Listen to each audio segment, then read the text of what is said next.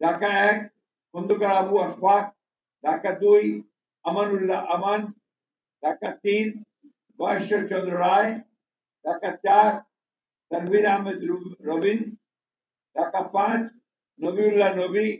ঢাকা 6 ইশরাক হোসেন, ঢাকা 7 পরে ঘোষণা করা হবে, ঢাকা 8 মির্জা আব্বাস উদ্দিন আহমেদ, ঢাকা 9 পরে ঘোষণা করা হবে, ঢাকা 10 পরে ঘোষণা করা হবে।